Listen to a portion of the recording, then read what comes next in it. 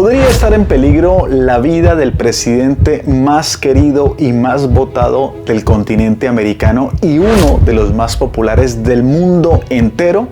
Así es, estamos hablando de Nayib Bukele, que según medios de comunicación y algunas agencias de inteligencia manifiestan que la vida de este hombre y la vida de su familia estarían en peligro. Y una de las preguntas que más vemos en redes sociales es si El Salvador es el país a la fecha de hoy más seguro del hemisferio occidental, ¿por qué continúa con estos esquemas de seguridad tan fuertes y tan robustos? Y algunas personalidades como Elon Musk enviando mensajes en su cuenta de Twitter pidiendo o esperando que este hombre tenga una muy buena seguridad. Así que hoy analizaremos estos puntos desde la raíz para que tú entiendas por qué a la fecha de hoy el presidente Nayib Bukele debería continuar con un esquema de seguridad sólido, a diferencia de lo que muchos piensan de si está en un país seguro, ya no debería tener un esquema de seguridad sólido. Recuerda dejar tus comentarios aquí, qué piensas sobre este tema, suscribirte a este canal para que estés enterado de todos estos temas de actualidad. Una de las frases que más me encanta decir cuando estamos hablando de este tema es que la grandeza de muchos de los hombres también se miden por el tamaño de sus enemigos. Y aquí hay que analizar uno de los puntos fundamentales y son los problemas de origen que tenía El Salvador en el momento que Nayib Bukele llegó a ser presidente de este hermoso país centroamericano. Y uno de esos primeros problemas de origen obviamente fue el tema de la seguridad. Un problema que venía de hace muchísimas décadas con el tema de las pandillas, y esto generó decenas de personas que lastimosamente murieron a causa de esta guerra interna que tenía el país. Cabe aclarar que se firmaron supuestamente varios acuerdos de paz, y el más sonado fue el que se firmó en México en el año 92, que lo único que logró estos acuerdos de paz fue que estas pandillas y algunos grupos políticos se fortalecieron no solamente en el tema de la delincuencia, sino también en la corrupción. Pero aquí es importante traer el discurso que hizo Nayib Bukele, el discurso de la nación en junio del 2023, que fue lo que partió básicamente el país en dos. Lo primero, se tomaron tres grandes medidas. La primera gran medida que se tomó en El Salvador fue reducir las alcaldías de 262 a 44. Y para muchos significaba esto perder la identidad de estos municipios, ya que se iban a centralizar en distritos. ¿Y qué significa esto? Esto significa, palabras más, palabras menos, una bofetada al gasto público ineficiente que estaban haciendo esta cantidad de alcaldías. Ustedes entenderán que pasar de 262 a 44 reduce notablemente el gasto de un país. Con esto no solamente ibas a suprimir alcaldes, asesores, tesoreros, asistente, el asistente del asistente, es decir, toda una cantidad de cargos que al final salían de los impuestos de los salvadoreños. En pocas palabras, lo que quería es que esa carga política que al final se convertía en dinero, pues se redujera de una manera muy drástica, y por aquí empiezan a salir los primeros enemigos de Nayib Bukele. Lo segundo fue el tema de los diputados, que redujo notablemente los diputados de la Asamblea, que pasó de 84 congresistas a solamente 60. Pero no se nos puede olvidar la historia de El Salvador, como dicen por ahí, el que no conoce la historia está condenado a repetirla. ¿Y por qué te lo digo? Porque en el año 92, que se firmó esa supuesta paz entre el gobierno y estas pandillas, lo único que se generó con esa supuesta paz, que al final fue una farsa total, fue de pasar de 60 congresistas que tenían a 84.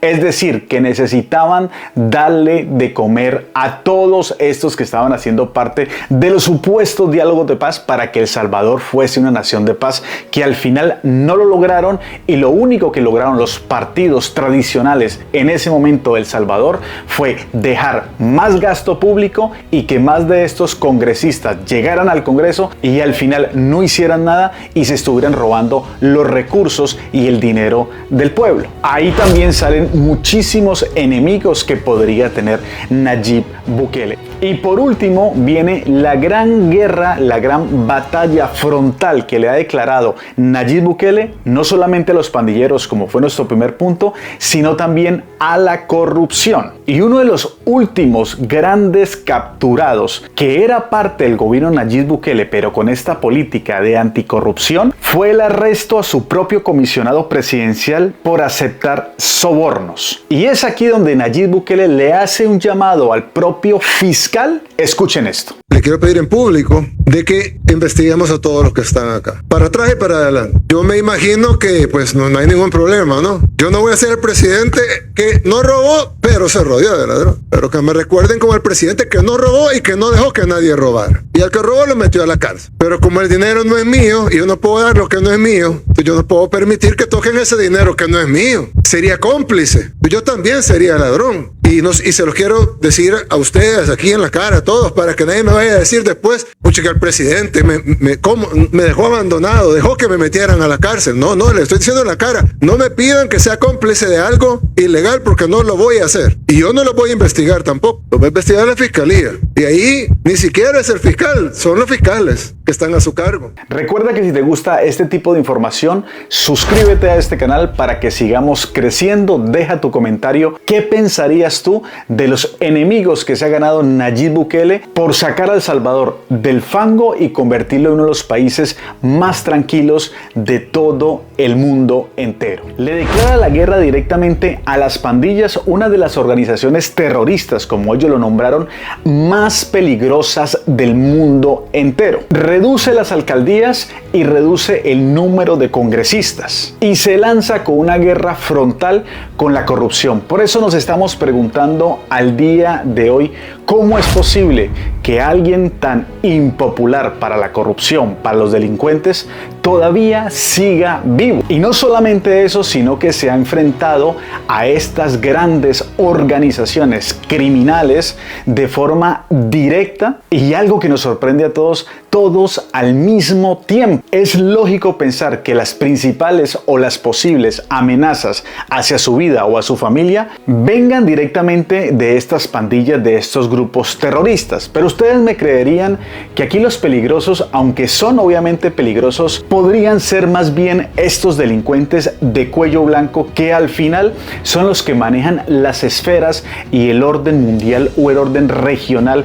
en cada uno de los países. Pues así es, algunas agencias de inteligencia estarían diciendo que estas amenazas que estaría recibiendo Nayib Bukele o su familia vendrían directamente de ex políticos o ex dirigentes, que Nayib Bukele le ha declarado la guerra directa a este tema de la corrupción. Ustedes pueden imaginar todo lo que está en juego en este momento para Nayib Bukele, porque no solamente es salvaguardar su vida, sino la vida de su esposa y de sus hijos. Por eso es necesario y obligatorio que un presidente de este talante y de esta forma de actuar debe y debería continuar con estos esquemas de seguridad muy bien seguros. Y una de las últimas bofetadas a la corrupción que le ha dado Nayib Bukele a El Salvador, que ha dejado al mundo sorprendido, es que ha convertido el delito de la corrupción, los ha convertido en delitos imprescriptibles, es decir, que nunca van a caducar.